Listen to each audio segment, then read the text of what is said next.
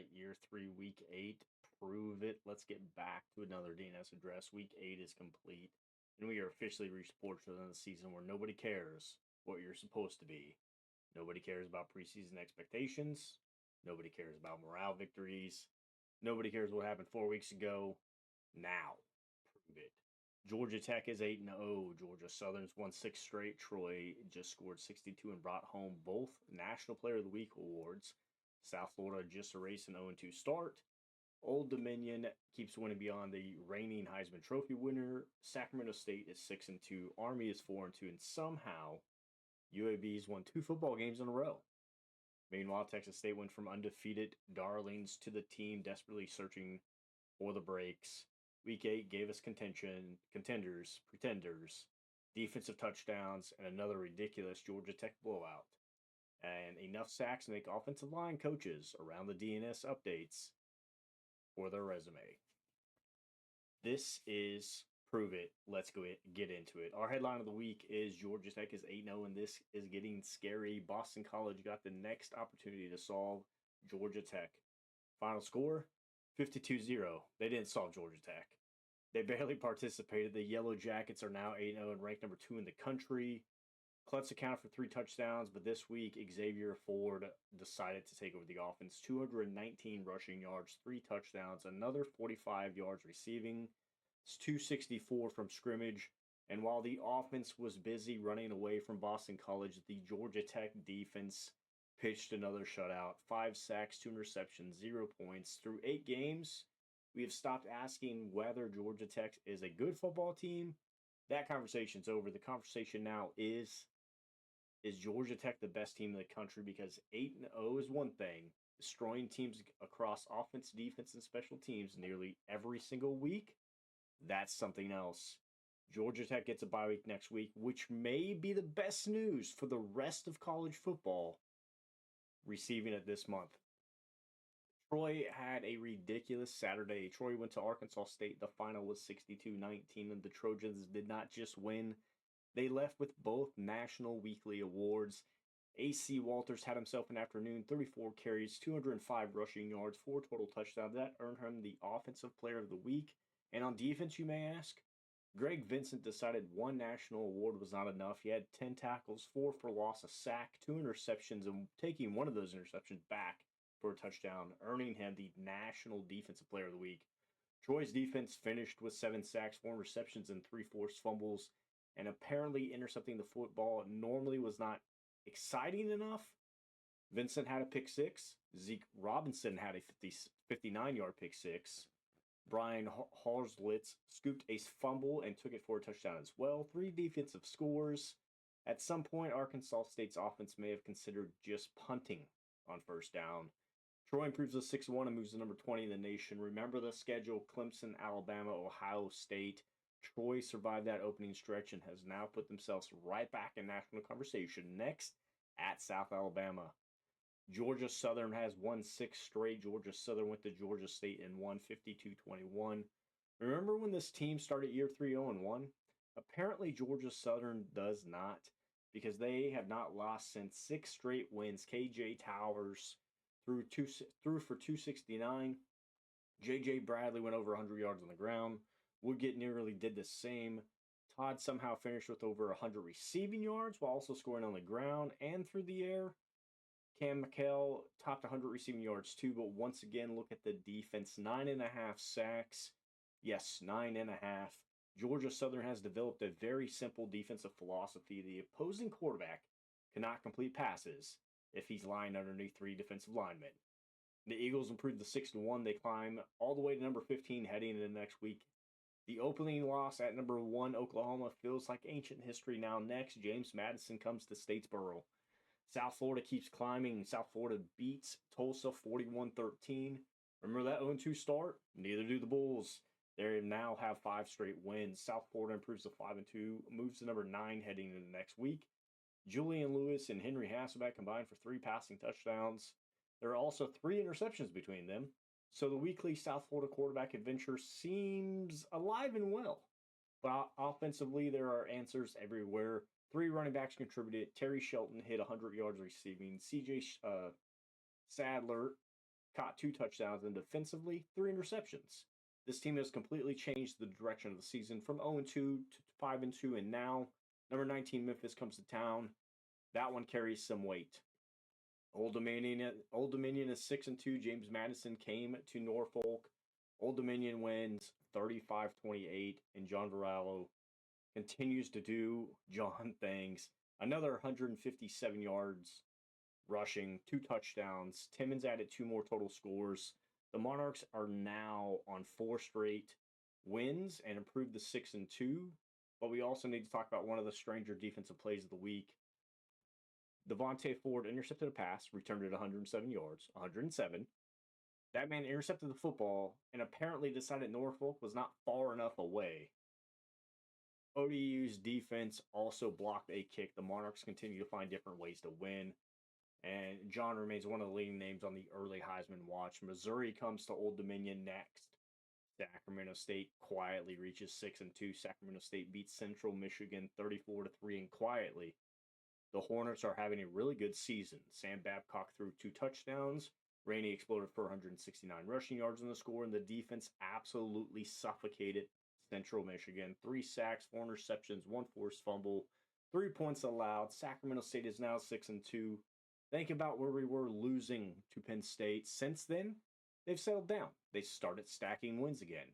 The Hornets get a bye week next week, and at 6-2, they've put themselves in a very interesting position heading into the second half of the season. Army gets back on track. Army beats UTSA 31-15. After the loss to UAB, the Black Knights needed a response. They got one. Luer threw 2 touchdowns without an interception. Bray produced 171 yards from scrimmage. Godspeed scored 3 total touchdowns. And the defense, 7 sacks, 2 forced fumbles. Army improves to 4-2 under Coach Nighthawk. Not bad considering his tenure after week 1. Army has found an identity, run the football, play physical defense, make every Saturday uncomfortable. Next, Tulsa. At Tulsa as well. Wait a minute. UAB's won 2 straight. Everybody remain calm. This is not a drill. UAB beat Charlotte this week, 38-24. That means the Blazers have now won 2 games in a row. After starting 0-5, Coach Breesy apparently found the win football games button. Sally rushed for 100 yards, scored 2. Burndage scored. Ingram scored. Nate Rogers had another touchdown through the air, and the defense recorded 6 sacks. UAB is now 2-5, and are we planning the parade? No. Should Charlotte be embarrassed that they became win number 2? Probably. And after 5 straight losses, UAB suddenly has momentum. Rice comes to Birmingham next, and if they win 3 straight, we may have to start pretending the 0-5 start never happened. Texas State has a problem. 2 weeks ago, Texas State was 5-0. Today, they're 5-2.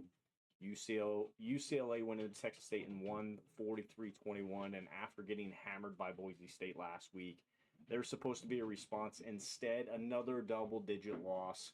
Compton still produced, though he had 135 rushing yards and scored, but the passing game never became a real threat. The defense did generate 4 sacks and a pick 6 by Darryl Goings. It was not enough, though, and suddenly the conversation around Texas State has completely changed. At 5-0, we are talking about an undefeated season. At 5-2, we're talking about stopping the slide. That is college football. Momentum can disappear quickly.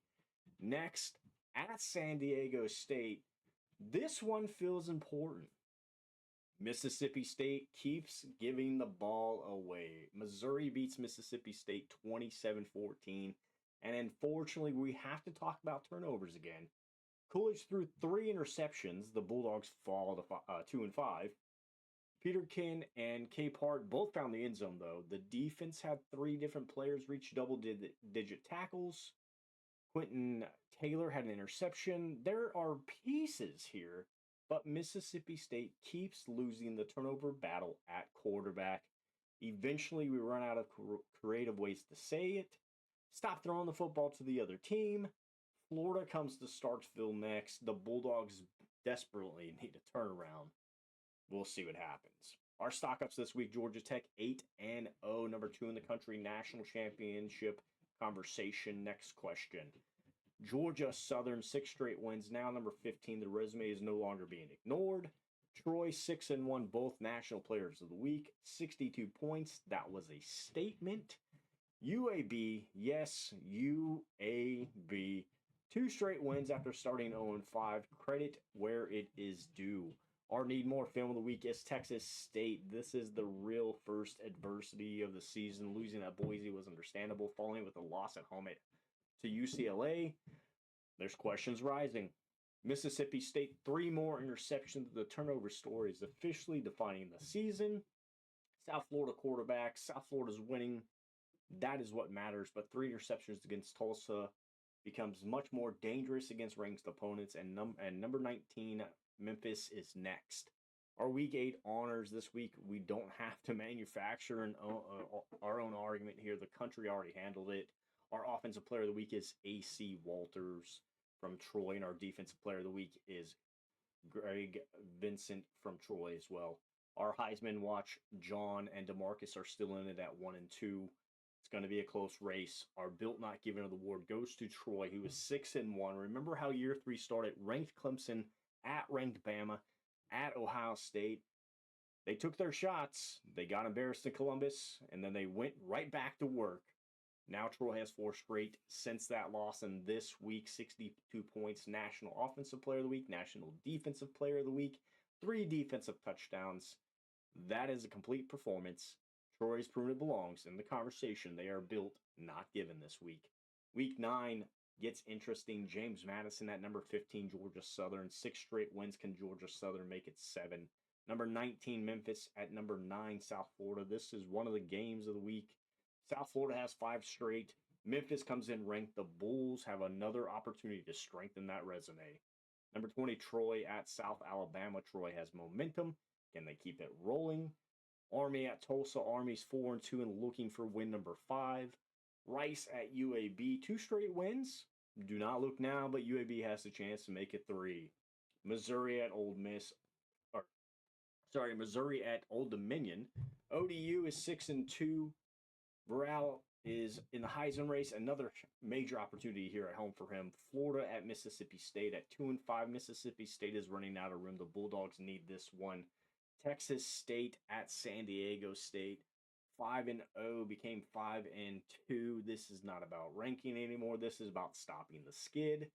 And number 2, Georgia Tech has a bye. College football offensive coordinators everywhere rejoice.